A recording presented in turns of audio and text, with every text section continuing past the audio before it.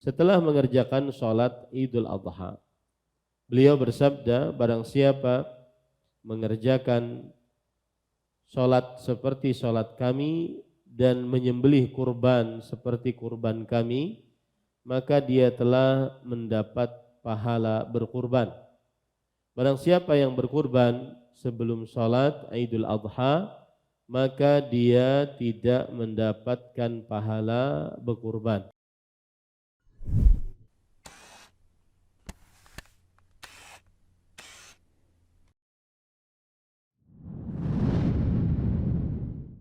Bismillahirrahmanirrahim.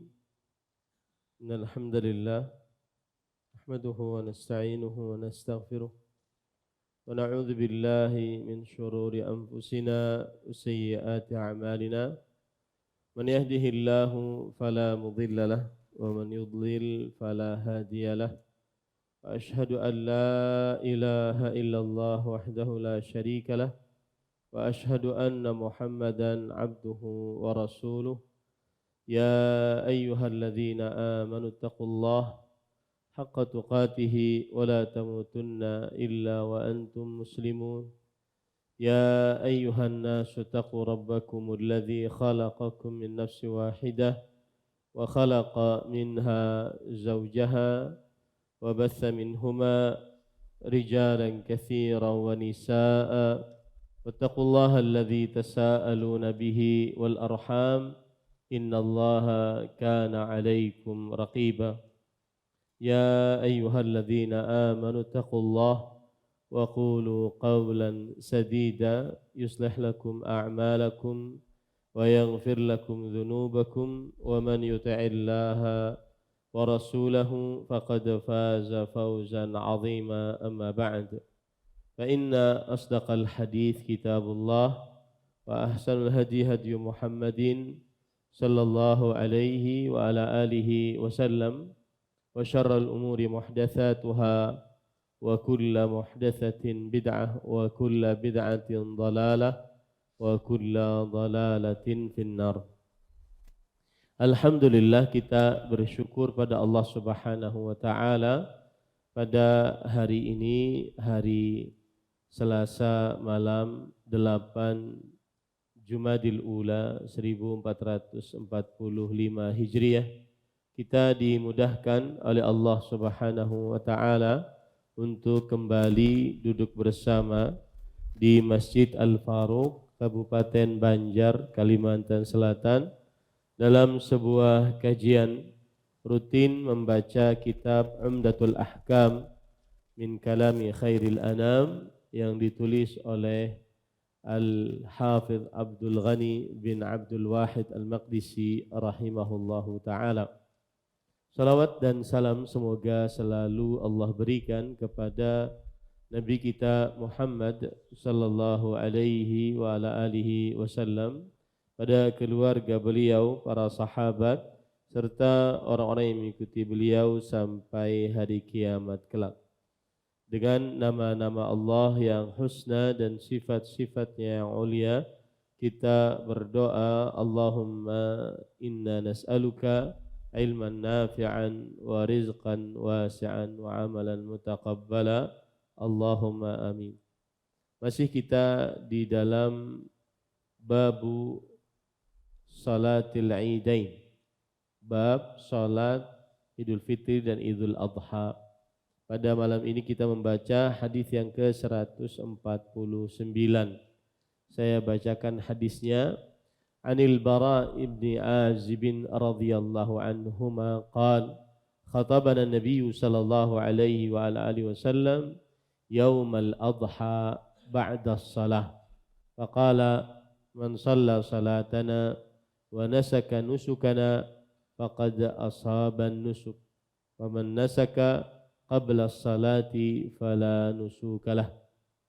Faqala Abu Burdah ibn Niyar qalu al-Bara ibn Azib radhiyallahu anhu, ya Rasulullah, inni nasaktu syati qabla as-salah wa araftu anna al-yawma yawmu aklin wa shurb wa ahbabtu an takuna syati awwala ma yudhbahu fi baiti fadhabahtu syati wa taghaddaitu qabla an atiya as-salah faqala syatuka syatu lahmin qala ya Rasulullah fa inna indana anaqan hiya ahabbu ilaina min syatain afatujzi anni qala na'am walan tajziya an ahadin ba'dak. Dari Al-Bara bin Azib radhiyallahu anhu, beliau menuturkan bahwa Nabi Muhammad sallallahu alaihi wasallam menyampaikan khutbah kepada para sahabat radhiyallahu anhum pada hari Idul Adha. Setelah mengerjakan sholat Idul Adha, beliau bersabda, barang siapa mengerjakan sholat seperti sholat kami dan menyembelih kurban seperti kurban kami, maka dia telah mendapat pahala berkurban.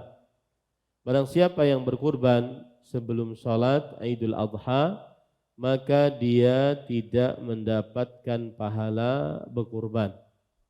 Abu Burdah bin Niyar, paman Al-Bara bin Azib radhiyallahu anhuma, dari jalur ibunya berkata, wahai Rasulullah sallallahu alaihi wasallam, aku telah menyembelih kambingku sebelum salat Idul Adha. Aku tahu bahwa hari itu adalah hari untuk makan dan minum. Aku senang jika kambingku adalah binatang yang pertama kali disembelih di rumahku. Oleh karena itu aku menyembelih kambingku dan aku sarapan dengannya sebelum aku salat Idul Adha. Nabi sallallahu alaihi wasallam bersabda, kambingmu adalah kambing untuk dimakan dagingnya, tidak dianggap kambing kurban. Abu Burdah radhiyallahu anhu berkata, wahai Rasulullah, sesungguhnya kami memiliki seekor kambing betina yang belum genap setahun. Kambing ini lebih aku sukai daripada 2 ekor kambing. Apakah kambingku tersebut telah sah untuk kurban? Nabi sallallahu alaihi wasallam bersabda, ya, akan tetapi setelahmu kambing seperti itu tidaklah sah. Poin yang pertama dari hadis ini adalah biografi sahabat yang meriwayatkan hadis ini, dan beliau adalah Al-Bara ibn Azib radhiyallahu an. Dan Al-Bara ibn Azib adalah seorang sahabat Nabi yang terkenal dalam meriwayatkan hadis Rasul sallallahu alaihi wasallam. Beliau nama lengkapnya Al-Bara bin Azib bin Al-Harith Al-Ansari. Jadi beliau dari kaum Ansar, penduduk asli kota Madinah, Al-Ausi. Kemudian beliau ikut peperangan Uhud. Jadi tidak ikut perang Badar, tapi beliau diizinkan untuk ikut perang Uhud karena sudah cukup umur. Kemudian setelahnya beliau ikut seluruh peperangan yang terjadi di zaman Rasul sallallahu alaihi wasallam. Jadi sekali lagi beliau tidak ikut perang Badar karena belum cukup umur. Berarti ketika beliau perang Badar itu tahun kedua Hijriah. Umur beliau anggaplah umur 14 tahun. Kemudian 8 tahun setelahnya Nabi Muhammad sallallahu alaihi wasallam wafat. Berarti 14 tambah 8 22. Jadi umur beliau ketika Rasul sallallahu alaihi wasallam wafat baru berumur 22 atau 23 tahun. Ya.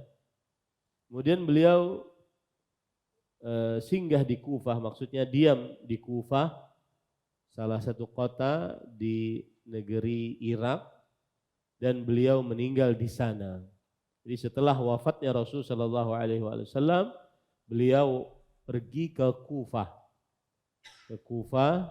dan kemudian wafat di sana pada tahun 72 Hijriyah. Kemudian para ikhwah yang dirahmati oleh Allah Subhanahu wa taala, lalu rawi kedua yang meriwayatkan hadis ini juga adalah Abu Burdah bin Niyar. Abu Burdah bin Niyar, Abu Burdah adalah kunyah, namanya yaitu Hani bin Niyar bin Amr al-Balwi al-Ansari. Beliau juga dari kaum Ansar. Dan ini sahabat Nabi terkenal dengan kunyahnya Abu Burdah. Namanya adalah Hani. Nanti ada kita melewati ini. Al-Bara bin Azib menuturkan bahwa Nabi Muhammad SAW menyampaikan khutbah kepada para sahabat pada hari Idul Adha setelah mengerjakan sholat Idul Adha. Ini menunjukkan bahwa khutbah untuk sholat Id dilakukan setelah selesai sholat Id. Khutbah untuk sholat Id, Idul Adha atau Idul Fitri dilakukan setelah selesai sholat Id. Kemudian beliau bersabda, barang siapa mengerjakan sholat seperti sholat kami ini, maksudnya sholatnya pada waktu dan keadaan yang sudah dicontohkan oleh Rasul Sallallahu Alaihi Wasallam. Ya, sholat Id ada tata cara tersendiri, yaitu takbir sebanyak 7 kali setelah takbiratul ihram, dan di rakaat yang kedua takbir sebanyak 5 kali setelah takbir perpindahan. Kemudian sholat Idul Adha dikerjakan dengan segera. Ini yang dimaksud dengan mengerjakan sholat seperti sholat kami. Maksudnya sholat Idul Adha waktunya sama dengan yang dikerjakan oleh Rasul Sallallahu Alaihi Wasallam, yaitu disegerakan. Keadaannya atau tata cara sholatnya juga sama dengan tata cara sholat yang dikerjakan oleh Rasulullah Sallallahu Alaihi Wasallam. Kemudian dan menyembelih kurban seperti kurban kami. Kurban maksudnya adalah hewan kurban yang sudah ditentukan dalam agama Islam, yaitu kambing atau domba, sapi, dan onta. Salah satu dari hal tersebut. Ini juga menunjukkan bahwa menyembelih hewan kurban dilakukan setelah sholat Id. Dilakukan setelah sholat Id. Maka dia yang tadi sholat dan menyembelih, dia telah mendapat pahala berkurban. Barang siapa yang berkurban sebelum sholat Idul Adha, maka tidak mendapat pahala berkurban. Nah, ini menunjukkan bahwa menyembelih hewan kurban dilakukan setelah sholat Id.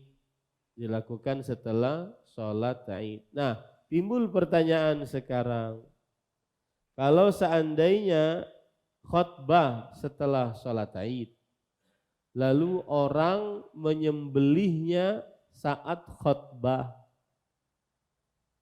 karena sapinya banyak, menyembelihnya saat khutbah. Nah, nanti bagaimana? Paham nggak maksud saya? Ya, orang sholat Id sudah selesai, kemudian sembelih, tapi khatib masih khutbah. Nah, ini bagaimana hukumnya? Nanti kita akan bahas.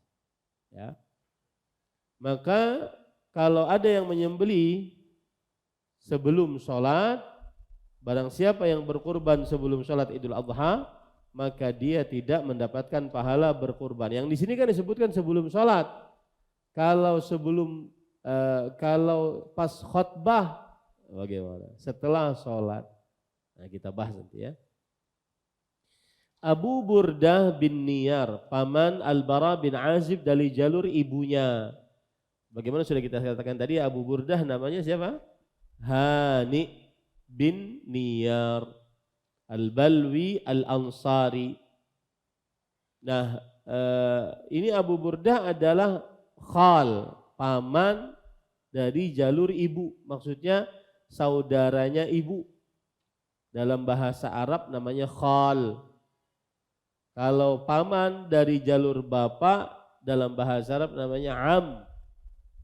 Ya, paman. Sampai ke Banjar jadi om.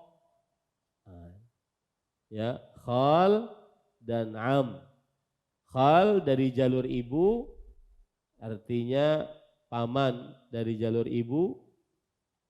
Kalau perempuan bibi dari jalur ibu khalah.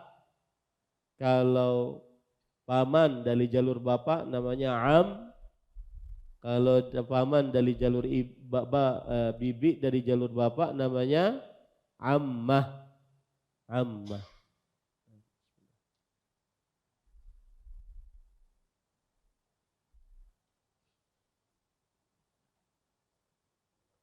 Baik. Kemudian beliau berkata, wahai Rasulullah, aku telah menyembelih kambingku sebelum salat Id. Aku tahu bahwa hari itu adalah hari untuk makan dan minum. Dan aku senang jika kambingku adalah binatang yang pertama kali disembelih di rumahku. Niat baik enggak ini orang? Niat baik. Abu Burdah punya niatan baik. Tetapi ketika niat baiknya belum sesuai dengan sunnah Rasul, baik dalam berkaitan dengan waktu atau tempat, jumlah bilangan, jenis, sebab, tata cara. 6 perkara ini. Maka jika tidak sesuai dengan sunnah Rasul sallallahu alaihi wasallam, maka tidak diterima. Maka tidak diterima. Jadi tidak cukup niat baik. Niat baik, lihat Abu Burdah bin Niyar, beliau mempunyai niat baik, ingin hewan kurbannya disembelih pertama kali agar dagingnya bisa dimakan oleh para kerabat dan para tetangga. Niat baik nggak ini? Niat baik. Tapi ternyata waktu menyembelihnya tidak sesuai dengan sunnah Rasul sallallahu alaihi wasallam. Apa jawab Rasulullah sallallahu alaihi wasallam? Kambingmu adalah kambing untuk dimakan dagingnya. Maksudnya bukan kambing kurban, tidak ada pahala kurban di dalamnya, tapi kambing yang biasa dimakan dagingnya saja. Lihat, ini menunjukkan bahwa kekhususan dari 6 perkara tadi, waktu, tempat, jumlah bilangan, jenis, tata cara, sebab, ini harus sesuai dengan petunjuk Rasul sallallahu alaihi wasallam. Bahkan tidak ada pahalanya kalau ibadah yang tidak sesuai dengan petunjuk Rasul sallallahu alaihi wasallam dalam 6 perkara tadi, waktu, tempat, jumlah bilangan, jenis, tata cara, sebab. Nah, lalu Abu Burdah radhiyallahu anhu ingin mengganti karena syatuka syatu lahmin, sembelihanmu hanya sembelihan biasa yang diambil manfaatnya dagingnya saja, bukan sembelihan ibadah kurban. Maka beliau ingin mengganti. Kata beliau, wahai Rasulullah sallallahu alaihi wasallam, sesungguhnya kami memiliki seekor kambing betina yang belum genap setahun. Ini disebut dengan ainaq dalam bahasa Arab. Ainaq, belum genap setahun. Ya, kambingnya belum genap setahun. Kambing ini lebih aku sukai daripada 2 ekor kambing tadi.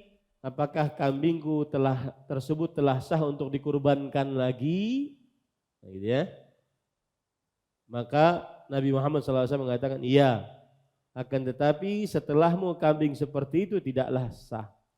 Nah, ini menunjukkan bahwasanya khusus untuk Abu Burdah bin Niyar, kambing yang belum setahun, baru 6 bulan, itu boleh disembelih untuk kurban. Adapun selain Abu Burdah bin Niyar tidak boleh. Yang boleh disembelih ketika berumur sebelum setahun domba. Dzat'atun minadh-dha'n, domba. Nah, ini boleh disembelih pada waktu 6 bulan sebelum setahun. Ya, adapun kambing harus 1 tahun. Musinnah. Rasulullah SAW bersabda, la tadhbahu illa musinnatan illa an ta'assara alaikum fatadhbahu dzat'atan minadh-dha'n. Tidak boleh kalian menyembelih kecuali kambing yang sudah 1 tahun. Ya, kambing ini yang sudah 1 tahun, yang sudah keluar giginya. Kecuali sulit bagi kalian mendapatkan kambing 1 tahun, maka boleh menyembelih domba yang berumur 6 bulan, mau mendekati 1 tahun. Gitu ya. Nah, ini para ikhwan. Tetapi khusus untuk siapa tadi? Abu Burdah bin Niyar, namanya siapa? Hani. Ya, dibolehkan oleh Rasul sallallahu alaihi wa ala alihi wasallam. Para ikhwan yang dirahmati oleh Allah Subhanahu wa taala, beberapa sebelum kita ambil pelajaran dari hadis ini, kita lanjutkan dengan hadis yang selanjutnya, hadis 150. Ya, baru setelah itu nanti ke hadis 151 baru kita ambil pelajaran-pelajaran. An Jundub bin Abdillah Al-Bajali radhiyallahu anhuma qala shalla an-nabiy sallallahu alaihi wasallam yauman nahar thumma khataba thumma dhabaha wa qala man dhabaha qabla an yusalliya falyadhbah ukhra makanaha wa man lam yadhbah falyadhbah bismillah. Jadi Jundub bin Abdillah Al-Bajali, ya, orang Arab biasa menyebut Jundub, dalnya dikasih dhamma, biasa juga disebut dengan Jundab. Nah, bisa itu dua-duanya, dalnya dikasih fathah, Jundab, Jundub, Jundab, ya, bin Abdillah Al-Bajali. Dan dua-duanya diperbolehkan para ikhwan yang dirahmati oleh Allah Subhanahu wa taala. Dan Jundub bin Abdillah bin Sufyan dan Sufyan adalah kakeknya Al-Bajali. Al-Bajali adalah sebuah kampung yang bernama Bajaliyah. Beliau adalah sahabat Rasulullah sallallahu alaihi wa alihi wasallam. Salah satu gelar beliau adalah Jundab al-Khair, Jundab sang baik hati. Saking seringnya berderma, bersedekah, ya. Beliau juga sepeninggal Rasul sallallahu alaihi wasallam wafat, beliau pergi ke Kufah, kemudian pergi ke Irak, ya. Lalu para ikhwan yang dirahmati oleh Allah Subhanahu wa taala, beliau wafat pada tahun 64 Hijriah. Hadis beliau sekitar 43 hadis. Ya, 43 hadis. Nah, para ikhwan yang dirahmati oleh Allah Subhanahu wa taala, Jundub bin Abdillah Al-Bajali menuturkan bahwa Rasulullah sallallahu alaihi wasallam mengerjakan salat pada hari raya Idul Adha. Beliau lantas berkhutbah dan menyembelih kurban.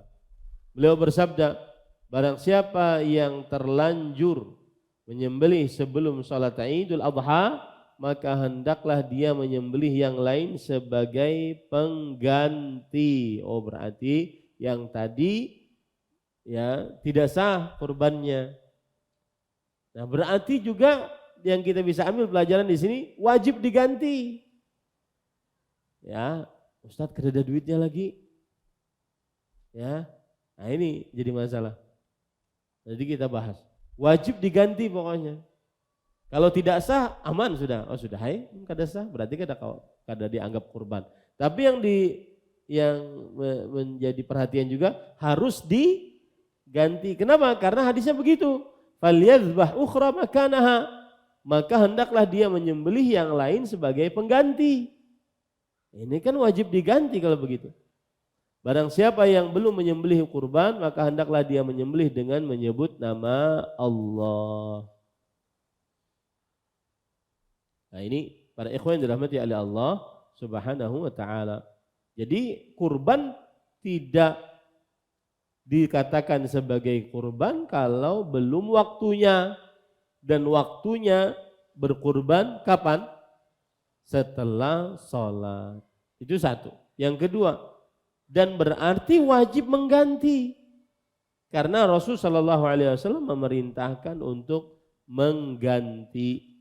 Ya, Rasul Shallallahu Alaihi Wasallam memerintahkan untuk mengganti. Nah, bentar ya. Kemudian para ikhwan yang dirahmati oleh Allah Subhanahu wa taala,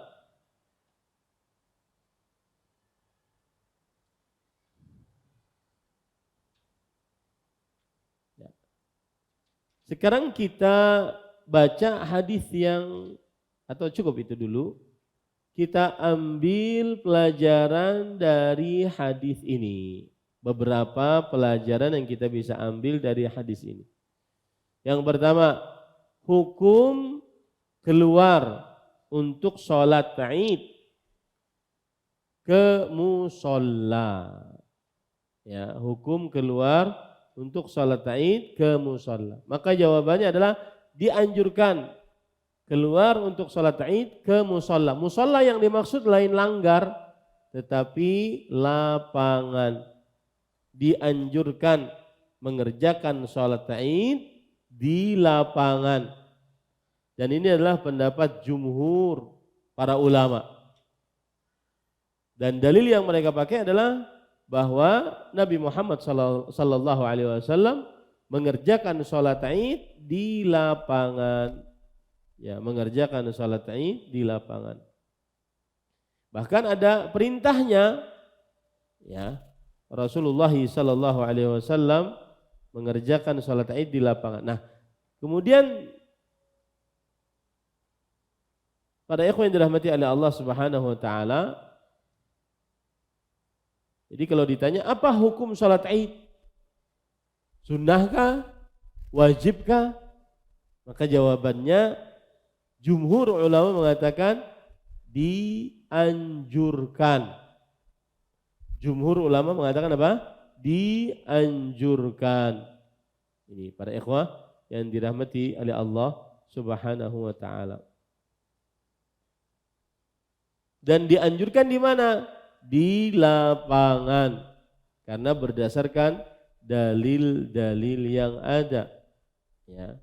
Baik itu kita sedang di kota Madinah atau sedang di Masjidil Aqsa, maka dianjurkan untuk di lapangan, kecuali di Masjidil Haram. Ya. Kecuali di Masjidil Haram. Nah, kemudian para ikhwan yang dirahmati oleh Allah Subhanahu wa taala, hukum perempuan keluar mengerjakan sholat Id. Hukum perempuan keluar mengerjakan sholat Id. Nah, maka jawabannya adalah perempuan keluar mengerjakan sholat Id ke lapangan dianjurkan. Ya. Dan ini tidak ada perbedaan antara perempuan yang masih muda atau perempuan yang sudah tua. Dan ini adalah pendapat Imam Ahmad dan sebagian ulama bermadzhab Syafi'i bahwa hukum perempuan keluar sholat Id pergi ke musola, ke lapangan dianjurkan. Nanti ada yang mengatakan wajib. Ya, tetapi di majelis ini kita kuatkan pendapat dianjurkan. Ini para ikhwan yang dirahmati oleh Allah Subhanahu wa taala. Lalu bagaimana dengan hadis yang berbunyi begini? Hadis yang ke-152, Ummu Atiyah radhiyallahu anha berkata, amarana ta'ni an-nabiy sallallahu alaihi wasallam an nukhrijal fil aidain al-awatiq wa dhawatil khudur wa amara al-huyyadha an ya'tazilna musallal muslimin. Yang artinya Rasulullah sallallahu alaihi wasallam telah memerintahkan kami. Nah, ini kan perintah, asal hukumnya biasanya wajib. Ya, asal hukumnya biasanya apa? Wajib. Lalu kenapa kita katakan tadi sunnah? Seorang perempuan atau para perempuan ikut sholat Id, baik mereka masih muda atau sudah tua, baik mereka yang sedang dipingit ataupun yang bukan dipingit, maka hukumnya sunnah. Artinya dianjurkan untuk pergi sholat Id ke lapangan. Apakah tidak wajib Ustaz? Padahal ini di sini kan perintah dari Rasul sallallahu alaihi wasallam. Maka jawabannya jumhur ulama mengatakan dia adalah hukumnya apa? Sunnah. Kenapa demikian? Karena Rasulullah sallallahu alaihi wasallam, karena para ulama di antaranya mengatakan, Al-Hafidz Ibnu Hajar, fihi istihbab khurujin nisa ila syuhudil idain. Di dalamnya anjuran, hanya anjuran bukan kewajiban. Ya, keluarnya para perempuan menyaksikan sholat Id, Idul Adha, Idul Fitri. Sawaun kunna syawab amla wa zawat hayat amla. Baik mereka itu para perempuan yang masih muda atau yang sudah tua, perempuan yang sedang dipingit atau tidak, hanya dianjurkan. Ya, ini para ikhwah yang dirahmati oleh Allah Subhanahu wa taala. Jadi mereka tidak diwajibkan untuk pergi mengerjakan sholat Id, para perempuan tersebut. Nah, jadi hukum sholat Id bagi perempuan pergi ke musalla, apa tadi hukumnya para ikhwah? Hukumnya adalah dianjurkan.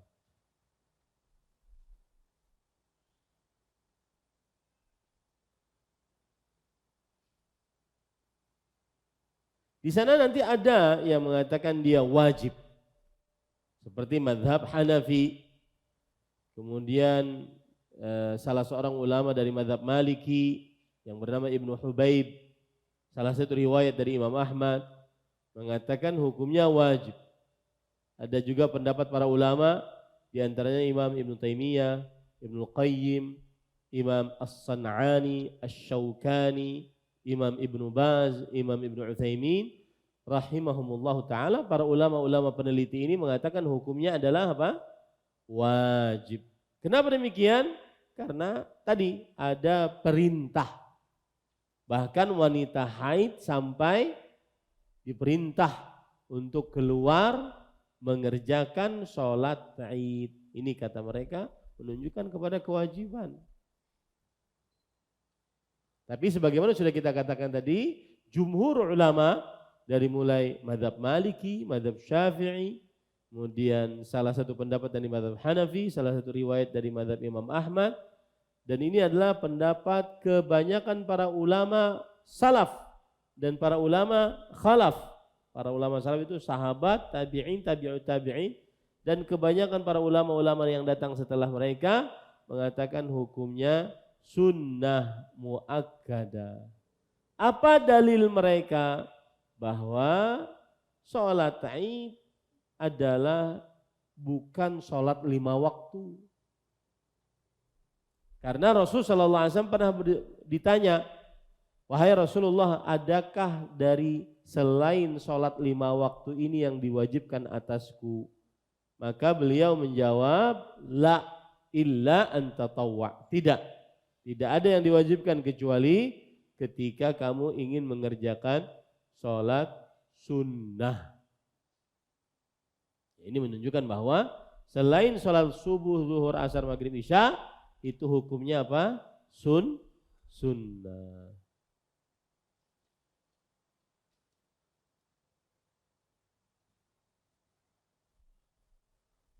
Kemudian ada juga yang mengatakan bahwa kalau sholat Id itu wajib, maka khutbahnya juga wajib.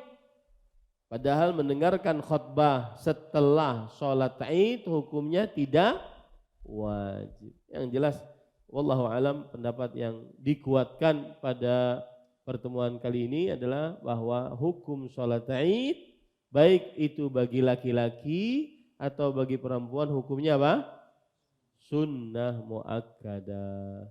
Kemudian pelajaran yang kita bisa ambil, jadi tadi hukum sholat Id untuk para perempuan hukumnya apa? Sunnah. Hukumnya sunnah. Baik. Jika seorang perempuan tidak keluar untuk mengerjakan sholat Id, apakah dia bisa sholat Id di rumahnya sendirian? Maka jawabannya, para ikhwan yang dirahmati oleh Allah Subhanahu wa taala,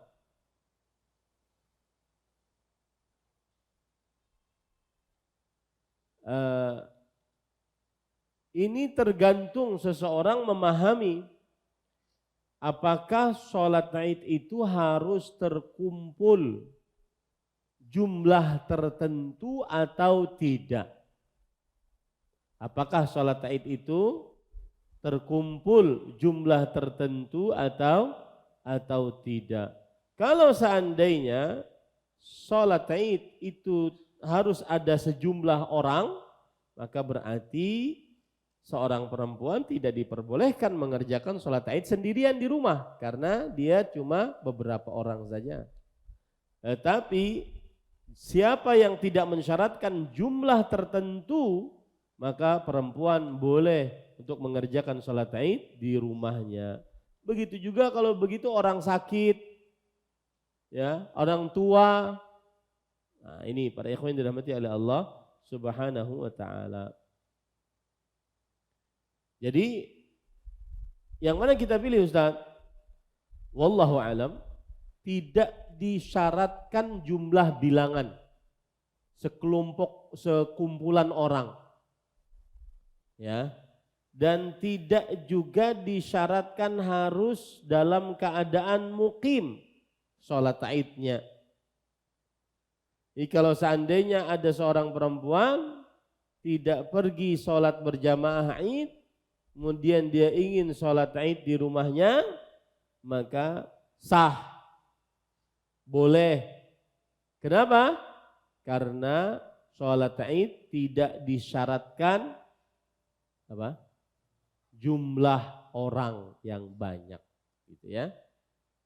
Nah, ini para ikhwan yang dirahmati oleh Allah Subhanahu. Jadi boleh seorang perempuan sholat Id sendirian di rumahnya atau berjamaah bersama para perempuan yang ada di rumahnya. Dan ini pendapat jumhur. Ini adalah pendapat apa? Jumhur. Nah, lalu permasalahan selanjutnya, siapa yang ketinggalan sholat Id bersama imam? Apakah dia mengerjakan sholat Id qadha? Dan kalau mengerjakan sholat Id qadha, bagaimana mengerjakannya?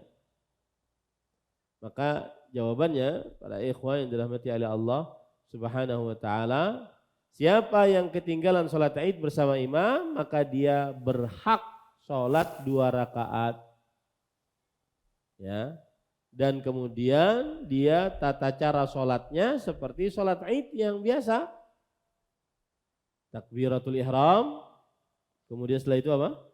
Bertakbir sebanyak 7 kali, baru baca surah Al-Fatihah, baca surat, baru ruku, sujud, ruku, i'tidal, sujud, duduk di antara dua sujud, sujud, kembali lagi, baru setelah itu takbir 5 kali. Baru membaca Al-Fatihah, surat, baru sampai selesai. Nah ini adalah pendapat yang kita kuatkan. Siapa yang sholat Id bersama imam, ketinggalan sholat Id bersama imam, maka dia sholat 2 rakaat seperti sholat imam. Ya, seperti sholat imam. Dan inilah pendapatnya Anas bin Malik radhiyallahu an. Kemudian dari kalangan tabi'in Hasan Al-Basri, Muhammad ibn Sirin, Ikrimah, Ibrahim bin Yazid An-Nakhai, Imam Malik, dari kalangan tabi'in, Imam Laits bin Sa'ad, Imam Syafi'i, Imam Bukhari, Imam Ibnu Munzir, Imam Ahmad. Ya. Apa dalilnya? Riwayat dari Anas bin Malik radhiyallahu anhu. Suatu saat Anas bin Malik tidak ikut sholat Id bersama orang-orang di kota Basrah. Dan beliau rumahnya jauh dari kota Basrah. Maka beliau mengumpulkan keluarganya, anak-anaknya, budak-budaknya.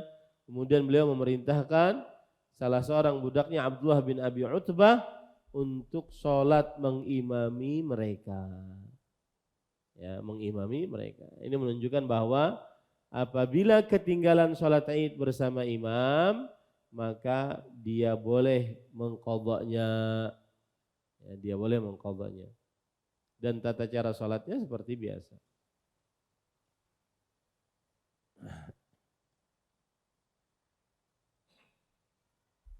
Nah, apakah wajib sholat Id bagi musafir? Atau pertanyaan lain, sahkah sholat Id bagi musafir? Ya, maka para ikhwan yang dirahmati oleh Allah Subhanahu wa taala,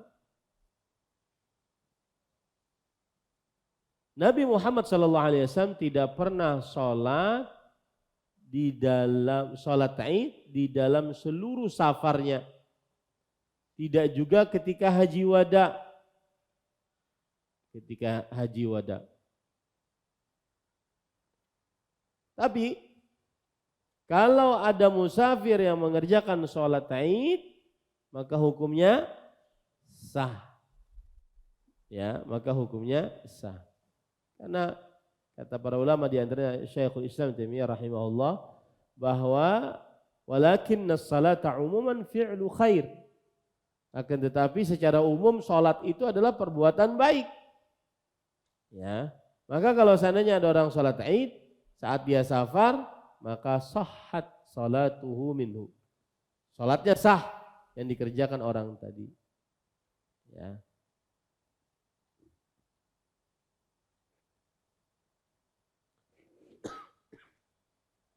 Dan ini adalah pendapat dari Imam Ibnu Rajab Al-Hambali, Imam An-Nawawi rahimahullahu taala. Imam Ibnu Rajab Al-Hambali mengatakan, "Wala khilafa annahu la tajibu ala ahli al-qura wal musafirin."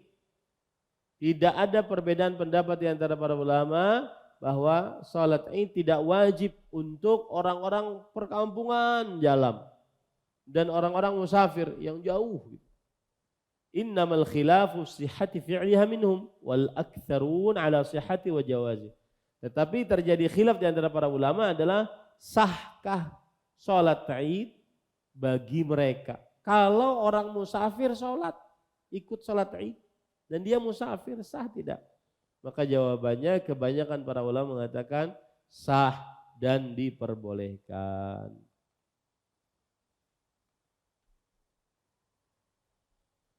Baik, para ikhwan yang dirahmati oleh Allah Subhanahu wa taala. Lalu kalau ada yang bertanya, Ustaz, kalau Nabi Muhammad sallallahu alaihi wasallam ketika di Mina, beliau tidak salat Id? Kenapa? Beliau tidak salat Id. Padahal itu waktu musafir.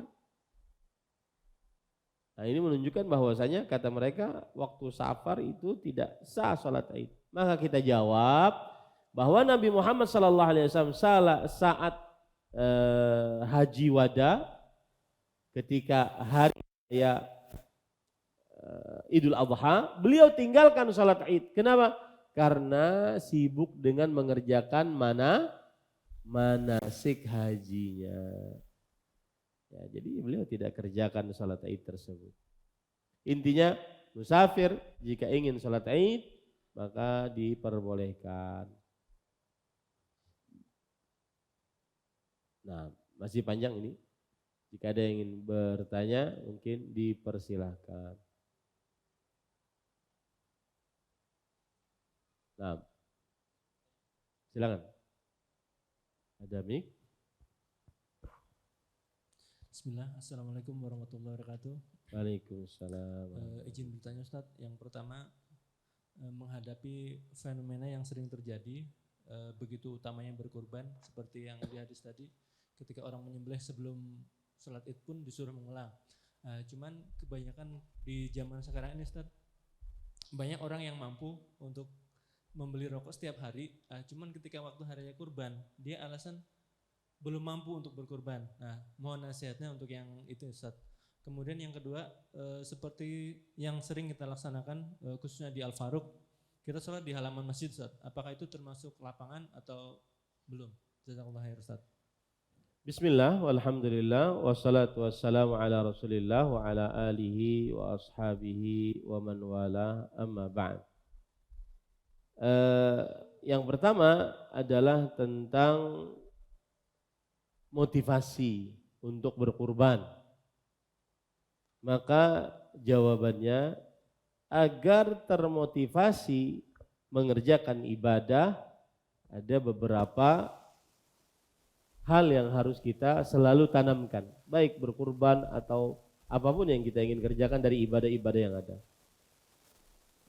Di antaranya yaitu bahwa berkurban itu mendatangkan pahala yang besar dari Allah Subhanahu wa ta'ala. Di antara pahala yang besar adalah kurban tanda ketakwaan.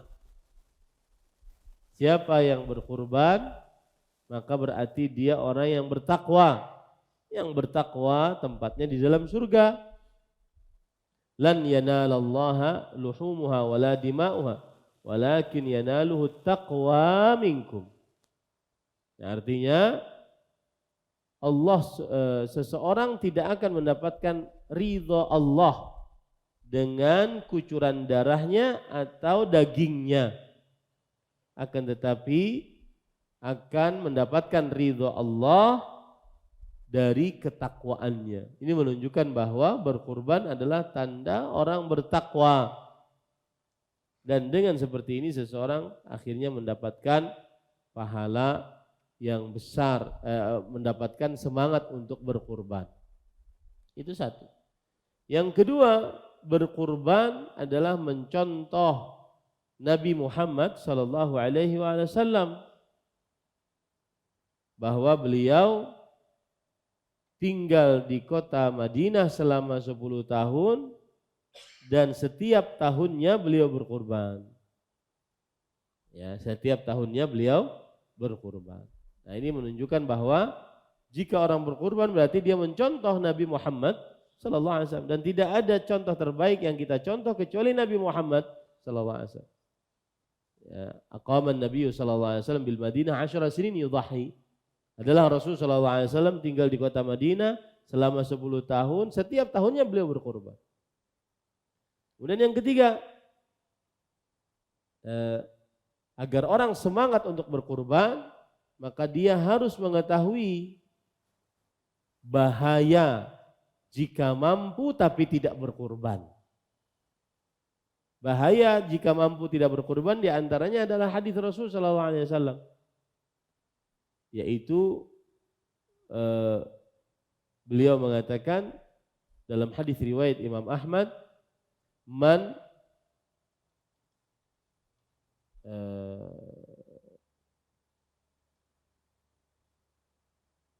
inna 'abdan sahhahtu lahu jismah wa awsa'tu lahu fil ma'isyah falam yudhahi fala yaqrabanna musallana. Sesungguhnya seorang hamba yang dilapangkan rezekinya lalu dia tidak berkurban, maka janganlah mendekati masjid-masjid kami. Nah, ini menunjukkan ancaman bagi yang mampu kemudian dia tidak berkorban. Nah, sesudah yang seperti ini kita nasihati, dakwahi, ternyata belum tergugah juga, maka kita sandarkan dakwah kita kepada Allah. Allah yang membukakan hati. Karena pada sejatinya amal ibadah, ketaatan itu petunjuk dari Allah. Ya, petunjuk dari Allah Subhanahu wa taala. Yang belum dibukakan petunjuk oleh Allah sampai berbuih pun yang mendakwahi tidak akan masuk ke dalam kalbunya. Itu jawaban. Yang kedua atas pertanyaan tadi adalah apakah halaman masjid termasuk lapangan? Maka para ikhwah, di sini saya mungkin agak berbeda pendapat dengan sebagian ustadz. Maka saya melihat lapangan yang dimaksud adalah lapangan yang luas, yang mengumpulkan seluruh kaum muslimin di daerah tersebut, sehingga terlihat syiar Islam dalam mengerjakan sholat Id. Bukan satu kelompok di sini, satu kelompok di sini, satu kelompok di sini. Bukan. Dan oleh karena itu halaman masjid bukan lapangan yang dimaksud. Bahkan kalau seandainya masjidnya kosong, kemudian lapangannya ada, lebih baik ke masjid. Ya, dan halamannya ada, lebih baik dia sholat di dalam masjid. Karena lapangan yang dimaksud bukan halaman masjid. Lapangan yang dimaksud adalah lapangan yang mengumpulkan kaum muslimin. Sehingga terlihat syiar dari kaum muslimin tersebut. Syiar Id. Makanya kan ada istilah berjalan dari rumah sambil bertakbir. Kemudian kalau seandainya pulang, maka nanti datang ke masjid dari satu jalan, pulang ke rumah dari jalan yang lain. Jadi wallahu alam, yang dimaksud lapangan di sini bukan halaman masjid, tetapi yang dimaksud lapangan di sini adalah lapangan yang mengumpulkan kaum muslimin. Kalau yang mengumpulkan kaum muslimin itu adalah di lapangan halaman masjid, maka tidak mengapa. Tapi yang terjadi adalah satu kelompok sendiri, satu kelompok sendiri, itu akhirnya terpecah-pecah. Kalau kita dulu di Arab Saudi, maka hanya ada masjid-masjid dan lapangan yang dibolehkan untuk sholat Id. Makanya disebut dengan jami', masjid jami'. Kita juga menyebutnya bukan masjid tapi jami'. Jami' apa gitu, jami' apa. Nah, itu berarti jami' itu boleh disolati Id. Kemudian ada pengumuman nanti dari pemerintah bahwa sholat Id hanya ada di beberapa tempat. Nah, ini kan bagus kalau seandainya satu kabupaten di sini, satu kecamatan di sini, terlihat syiarnya. Jadi saya kurang sepakat kalau seandainya halaman masjid disebut sebagai lapangan. Tapi kalau ada orang sholat di halaman masjid, sholat Idnya ya sah saja, ya, tidak berpengaruh kepada sahnya atau tidak sahnya sholat Id, sah sholatnya. Tetapi secara hukum fikih yang kita lihat bahwa halaman masjid bukan lapangan yang dimaksud.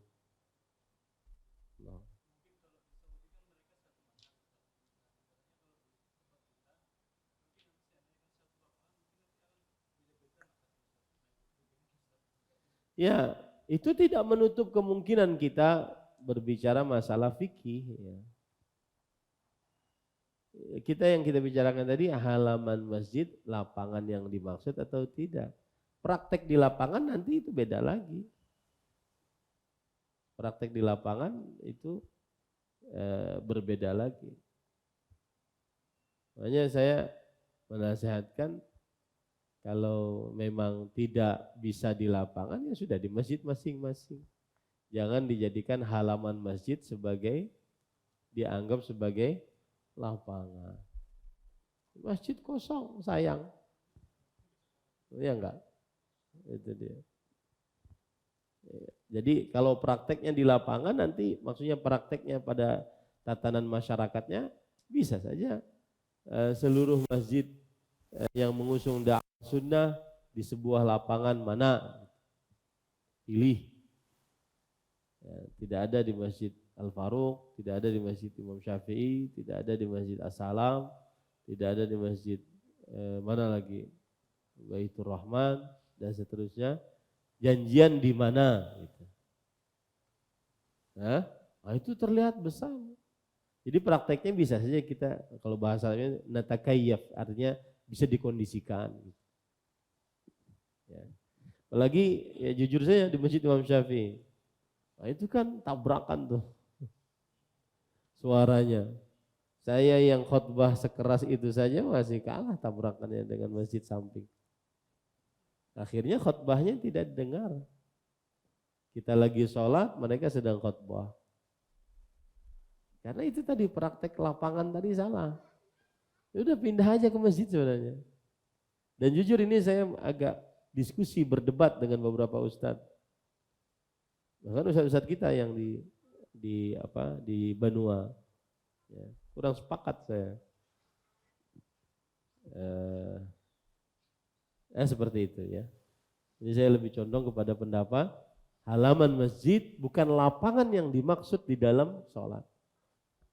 Di dalam sholat Id. Karena Rasulullah SAW pergi jauh. Dari Masjid Nabawi ke musola, lapangannya itu jauh. Jauh. Nah nanti ada pembicaraan, ayo berapa jarak jauhnya. Saya kira bukan itu permasalahannya. Permasalahannya itu adalah lapangan yang mengumpulkan kaum muslimin di situ.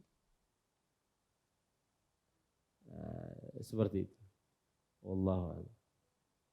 Ini makanya di Masjid Umar bin Khattab kita di dalam masjid.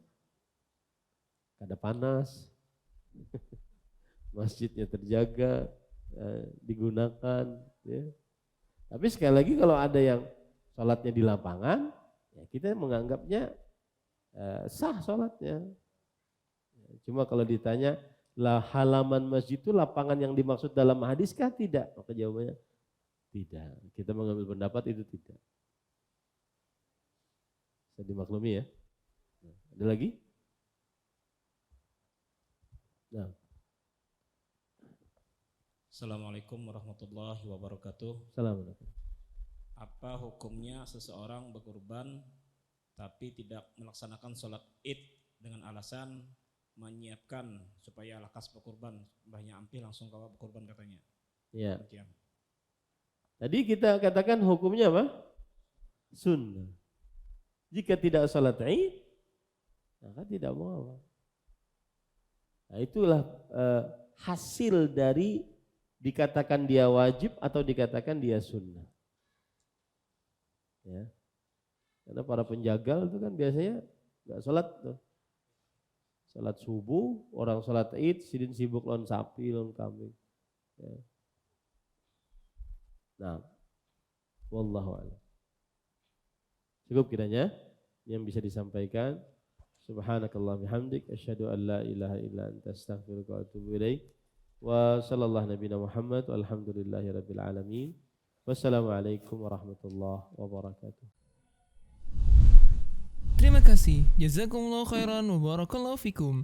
Video ini dibuat atas partisipasi dari donasi Anda. Semoga menjadi amal jariah bagi Anda semuanya.